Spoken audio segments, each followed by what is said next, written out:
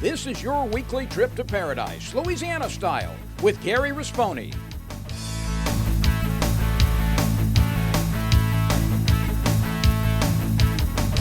Paradise, Louisiana is also brought to you by Baton Rouge Coca-Cola Bottling Company, Benny's Car Wash and Oil Change, CCA Louisiana, and the CCA Louisiana Star Tournament, IMCO, and by Farm Bureau Insurance.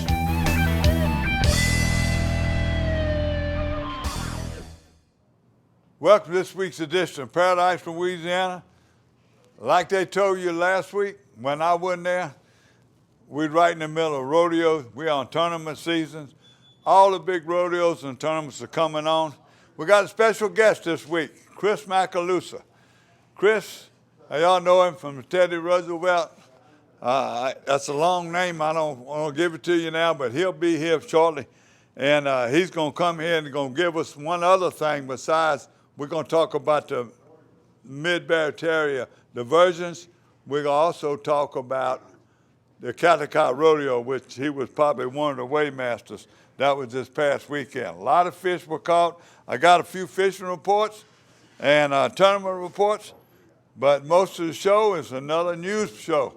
It's about something very important to the fishermen and the coast, the businesses, and everybody in Louisiana. Not only Louisiana, the whole Gulf Coast. So stay tuned. You're watching Paradise, Louisiana. Superior Bait and Tackle in Seagan Lane.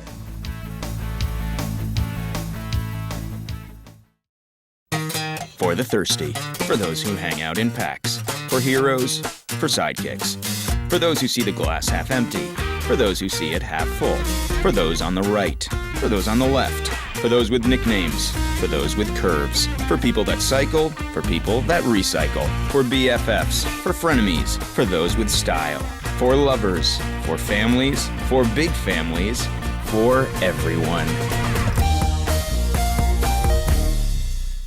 Okay, Brett, safety and car insurance. Never scored a safety. That's defense. But go on, please. Yeah, defensive. That's exactly how you should drive. There is no such thing as a defensive drive. Offense makes the drive. Oh, I mean when you're on the road. But it doesn't matter, home or away. Okay, clearly I'm striking out here. That's baseball. Get great auto rates from Farm Bureau Insurance. Call your agent today.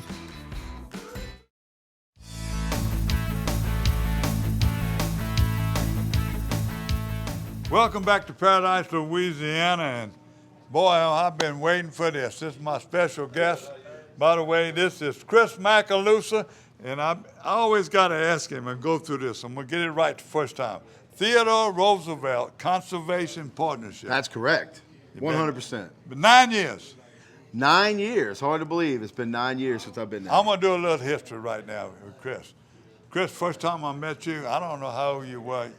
Your older brother, Joey, and y'all were running on the dock, and Charlie Hollis and them first had Fouchon, so you was running up and down, and your daddy would be looking for you, and he couldn't find you, but you was always on the dock, or you was on David Harrison's back pocket, or Frank Hardison.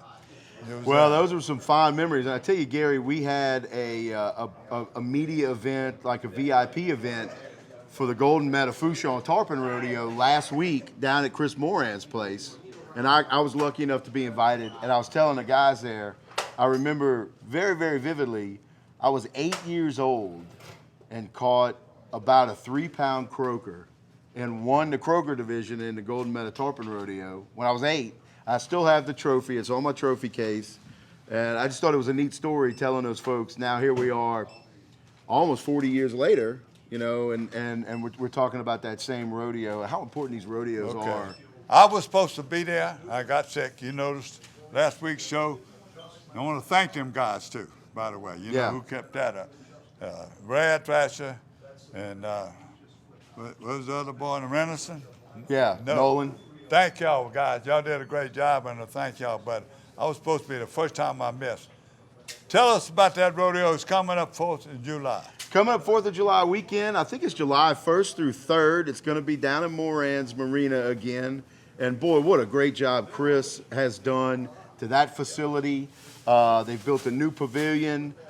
There's some more improvements that are coming along the way, some more housing that he's going to put in down there, some lodging.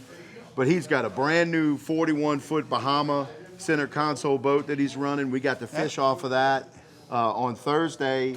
And man, we caught so many red snapper, Gary. I mean, I would say conservatively, we caught about 70 red snapper that day. We caught some mangroves, but everywhere we would go looking for mangroves, we wound up catching red snappers. Okay, don't make me a second in while. I know the food was good. I missed the shrimp ball and the supper the night before. Everything was great. We got a lot to do because when we get back, well, your main reason you're here, we're going to talk about diversion. Now, I'm going to go to, they got the rodeo coming up. You just left the Catacai Rodeo. I did. Real quick, you sent us some pictures. Thank you for that. What was the highlight of the rodeo? Still had a big crowd, I'm sure. We had a great crowd. We had over 450 participants this year. It's the second largest crowd we've ever had. My dad and I were weightmasters again, and we saw some really beautiful fish, especially the reef fish. Some giant scamp, some scamp about 25 to 30 pounds. Huge red snapper. We had a 28-pound red snapper come to the scales. We did a 5-fish red snapper Calcutta. The first place finisher was over 95 pounds. The second place finisher. You remember any of them names? I don't, not off the top of my head. Brian Watts was one I know. Yeah. The second place team was the guys from Hunter Andrus and some guys from down the bayou who fish it every year. Of course, the Valencianos, Rudy, and his sons and their friends came in. Coach Rudy. Right, with a beautiful stringer, a mangrove snapper. Again, over 50 pounds for their 5 mangroves. Ed Sexton came in with a real nice 6.5-pound speckled trout. We had some good redfish. I'm sure that's going to make the store. Yeah. But, and Garrett Graves was there, I'm sure. Garrett Graves was there, and I got the opportunity to see Garrett and fish with him again. He and I are pretty good friends. I used to work for Garrett, and Garrett is a Catholic High alum. It was a little rough on the day that we went, but we were able to catch some snapper. Caught a giant amberjack that we unfortunately had to let go. But, man, the fishing was really good, despite the bad weather we had moving on Saturday. All right, let me jump in, and right now I'm going to talk about Mike Benz. You know Mike Benz with Ducks Unlimited. He's always involved. He was at the Holy Cross Illumina Rodeo out of Hopedale, and he was with his grandson at Colton Moncrief. He sent me a picture. He sent me the leaderboard, so he didn't have time to do all of it. You know, a lot of these rodeos I go to, and I want to do it. The Jesuits coming up, too. Sure is. This coming weekend? No, that's this weekend, Swole Fest.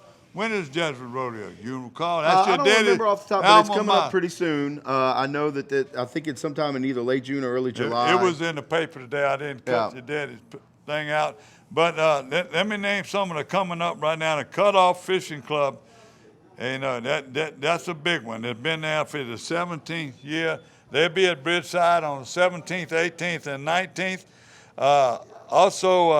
Hey, Swole Fest is a big one. Huge. And I want everybody to know it's another year I'm going to be there. And I got to give it some. I'm there every year. I got some people that are going to be bringing me some reports. 4 days. Finally, I got another one in that came in from Lies and Lucas tournament out of June 27th at the East Pearl River. They were at Crawford's Landing. First place, Rustin Bodette and Cole Helton. They also had big bass of 5 pounds. They had 13.90. That's good. All that high water right now in them. And second was Steele Sessions and Tyler Allgood. And third was Jim and Peyton Waller. I'm waiting on you to take me. Happy to take you. Let's wait till this fall. Let's wait till October when they get really good in there again. But, you know, it's usually about July when they start showing up on the rocks in the Mr. Go. And there are some days you can go on those rocks and catch 30 or 40 fish pretty quick in the mornings. It's just been such an incredibly productive place to catch bass, but really starts to shine when you get into October and November. We come back, it's going to all be about the Mid-Bay Terrier diversions. You're watching Paradise, Louisiana. Chris Macalusa, Teddy Roosevelt Conservation Partnership.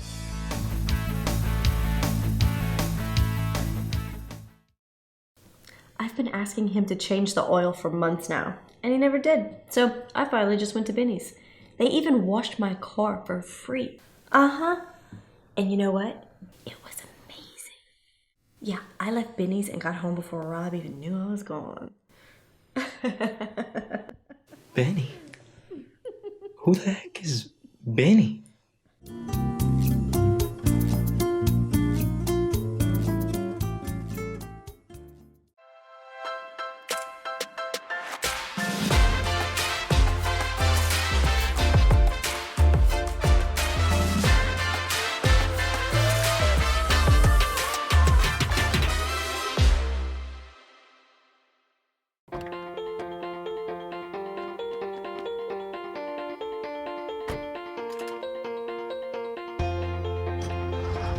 As members of a Touchstone Energy Cooperative, we've all got a job to do. And the more we work together, the more we save.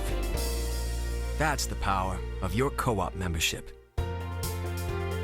Demco, your Touchstone Energy Cooperative.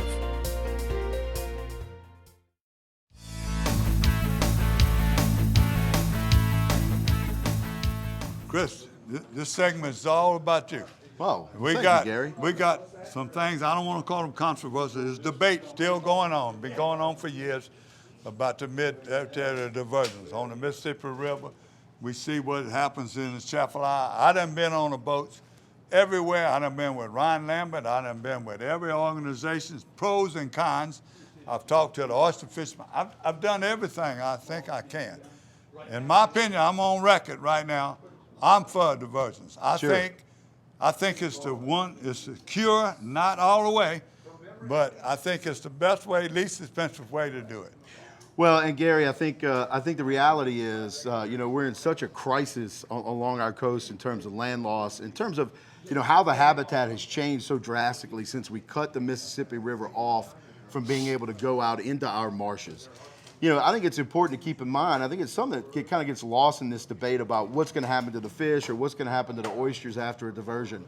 The Mississippi River built all of these wetlands. The Mississippi River built the land that we're standing on today in Baton Rouge. And the Mississippi River is just such an integral part, a key part of why our habitat functions in Louisiana the way it functions. The reason we have such productive fisheries and such productive wetlands.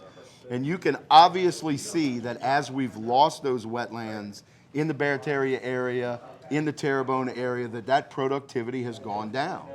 So I have really made it a point, I've made it a point over the last 10 years to go to places where freshwater and sediment are coming out of these rivers, whether it be the Atchafalaya or the Mississippi River, and fish those places and see how the habitat responds to the sediment comes in, see how the fish respond. And there are a couple of just irrefutable, I think, facts. Number one, places that are getting sediment out of the Atchafalaya and the Mississippi River right now on an annual basis are building land. It's not floating marsh, it's not throwaway habitat, it is land. It is land that a big guy like me can jump out of the boat and stand on. And every year there's more of it. Number two, those places have waterfowl, they have a diverse amount of fish, they've got a diverse kind of habitat, but there are saltwater fish to be caught in those areas.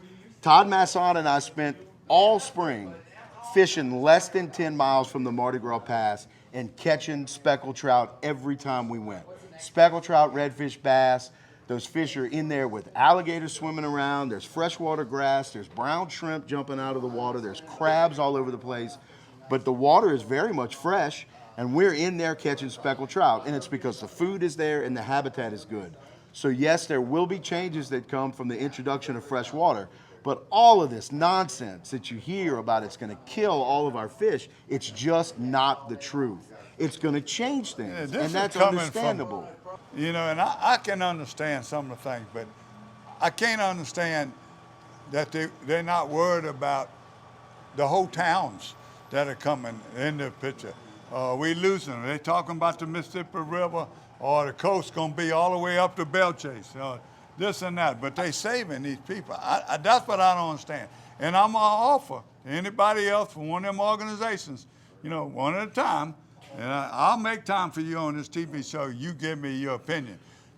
Right now, the public statement ended this past week, but I'm leaving it open here for for anybody who want to come. Well, and Gary, I think that debate is healthy, and I think having an intellectual debate and a debate about the facts of what's going to happen or what is happening in our coast and what's going to happen when the diversion opens up, that's absolutely critical to getting this right. But I think what unfortunately has happened is it's become so polarized that you can't have a reasonable discussion sometimes about what's going to happen when that project opens up. People exaggerate. Right. You are correct. The way that basin is trending now, the Barataria Basin, when you see what's happening at Empire in Buras and just south of Myrtle Grove, that's going to continue to happen all the way up into Lafitte, all the way up into Belle Chase, if something's not done to utilize every resource. And that includes dredging, and that includes the suspended sediment that's in that Mississippi River. Now, it's very important, I think, for the State Coastal Office to understand the dynamics of that system. You know, there are going to be times where you can put a lot more water and sediment into that system when the water's low in the wintertime, when it's low in the early spring, where you won't have as much effect on physical structures like homes and levees and stuff like that. But the bottom line is it is absolutely critical to get that suspended sediment out of the Mississippi River, partner that with dredging projects, and keep those marshes alive. Because if we don't... Partner that. That's what this, I don't care what we got. When we had the redfish crisis, we had that. There's no way that they would do it. There's an article in the paper this morning, it's Monday morning the 7th. There's an article in the paper, first part, about another one of those places they talking about building. They're talking about Bayou Lafourche. Yeah. Running all the way down. So that was a great article. Yeah. So, and what did they say? As soon as they dammed off Bayou Lafourche in the early 1900s, the orange groves started to die, the marshes started to die, the fresh water supply that the communities relied on, that died off. The salt water came way up into that basin, and it changed it. And so change is part of living here, okay? We have changed these basins so extensively because we dammed off that access to the fresh water and sediment.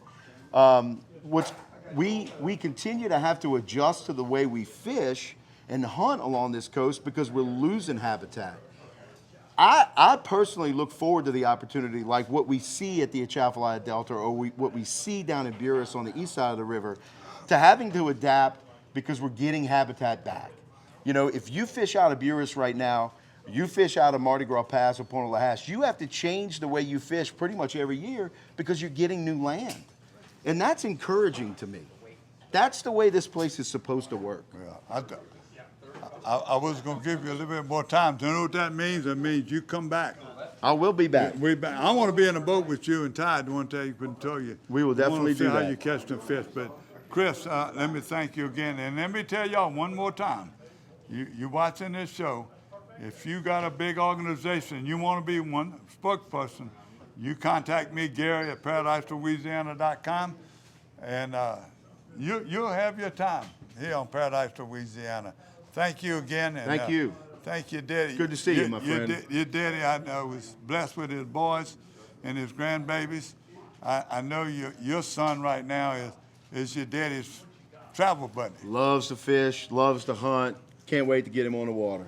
Anybody don't know your daddy, they ain't been in Louisiana. Well, he knows almost everybody, I tell you. He helped originate this show. He done a lot with me as personally as a friend, and his knowledge is unbelievable, unmatched. Maybe you're going to get close, though. Oh, thank you. I don't know. You don't know. Give me about 30 more years. Yeah. You're watching Paradise Louisiana. Chris Macalusi, want me to try it one more time? Theodore Roosevelt, Conservation Partnership. Gotcha. 3 times in a row. Doing good, Gary. You're fine.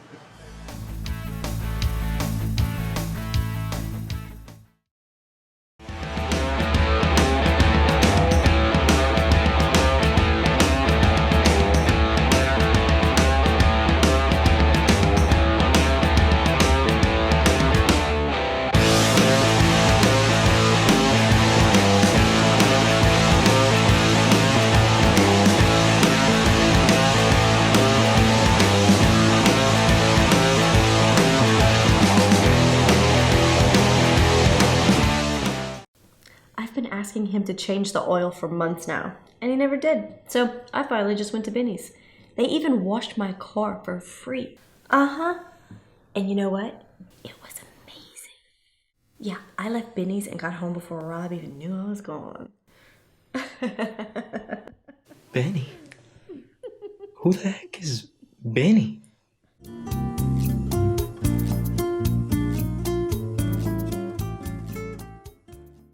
Okay, Brett, safety and car insurance. Never scored a safety. That's defense. But go on, please. Yeah, defensive. That's exactly how you should drive.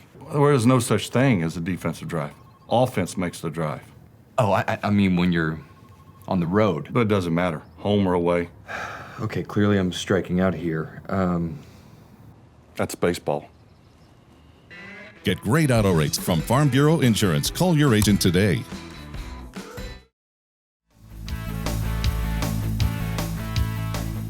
Welcome back to Paradise, Louisiana, and the Berkeley Abu Garcia Fishing Report. I got a bunch of pictures. I'm going to run through them real quick. Most of them coming from the coast. It was unbelievable, the fish still being caught. My friend Ken Lambert, who I'm going to fish with this week, and him and his grandsons are in from Alabama. Charlie Paraka, his grandson, just fishing in the evening. Here's a gar. He loves fishing. Gar, sharks, he catches anything he wants. Catfish, this boy can do it all. And besides, he's a great athlete. And then George Spivey, high water charters, all week, 3 and 4 times a week, he's sending me pictures. I'm going to flash through some of these pictures he's sending me. He didn't give me the people's name, but I know they're coming from East Timberlear. He was fishing double rigs. His jig and his baits, his plastic under a cork, under his high water cork. So then at Olive Marina is sending the same thing. All their captains over there are catching fish, and they're weekend warriors too. So his daughter sent me some pictures. She piled them up. She didn't give me the name, but she gave me the name of the charters. They're right side charters. They're also some of the other captains. Captain Mike Brantley is still catching fish. He's still been fighting a few health problems, but he is catching fish, and that's who I'll be fishing with this coming Wednesday down in Lake Captain and Lake Bourne area. Delacroix, Tom LeBlanc, and Coach Cesar Garcia. They finally catching a few fish. They're having good days, catching 20, 25 speckled trout, redfish. This is the bait, the black and chartreuse H&H, and this bait here called Alien. We'll show you a little bit close up. It got sparkles in it. It's a chartreuse looking bait. That's been the best bait for him in the last few weeks. So we'll show you more on that one. Then we got John Bernard. He makes a few trips to Dulac. He's catching them with fresh shrimp under a cork. But he's been fishing Amelia. And he's fishing Amelia back in the dead end canals. He was fishing with Teal and Brett. Desert tails, fishing worms, night crawlers, worms under a cork. Beautiful fish. Them dead ends, he said, it's getting to be fun again. Right now they're there. Almost every dead end canal you found a run out in. And the water's clear or even cloudy, they're catching fish. So another one, freshwater slab hunters. I think they showed you the picture. Brendan Dubrock and his crew over there at Slab Hunters in Larto. Jordan Tull, one of their guys, they took last week, the one that picture didn't mention her name, but they had a group from Valor of Honor, and it would happen to be Memorial Week. It was real appropriate.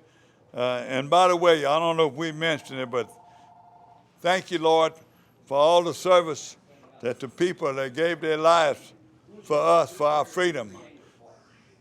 All the service people, men and women, it's just amazing. We do a lot for veterans. In a Veterans Day, when it comes up, we always do it.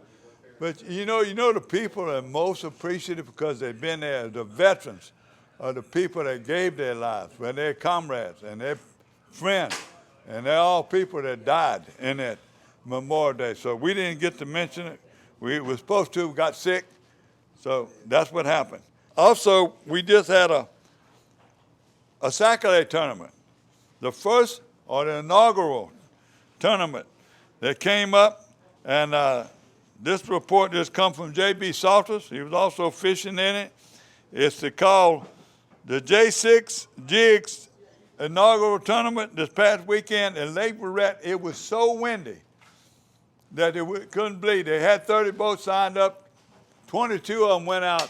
He said it was almost like being in a hurricane. The waves were coming over the boat and the people went. We never encouraged to get in Lake Barrett when it wind. Fish are biting like crazy. He sent some pictures. This is the winners.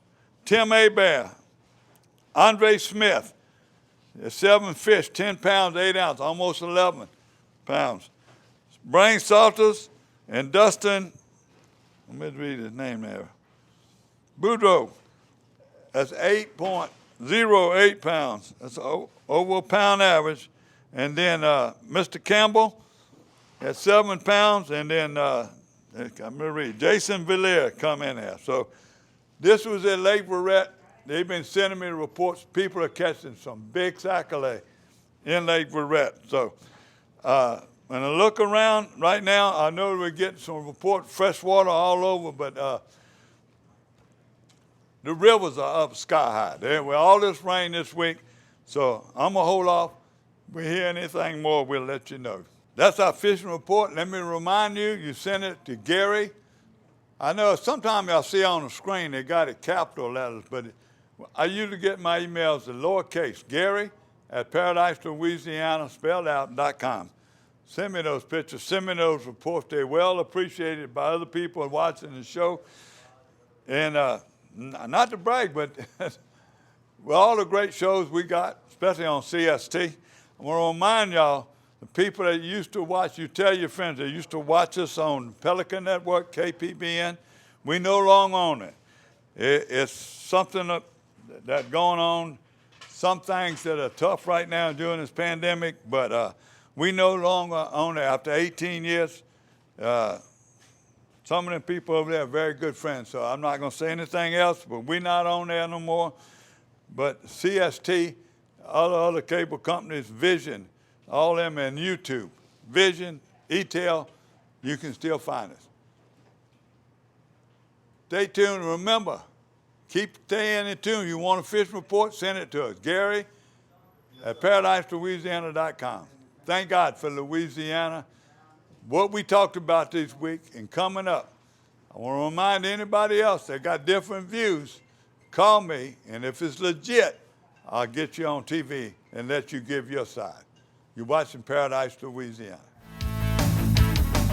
Paradise, Louisiana is also brought to you by Baton Rouge Coca-Cola Bottling Company, Benny's Car Wash and Oil Change, CCA Louisiana, and the CCA Louisiana Star Tournament, IMCO, and by Farm Bureau Insurance.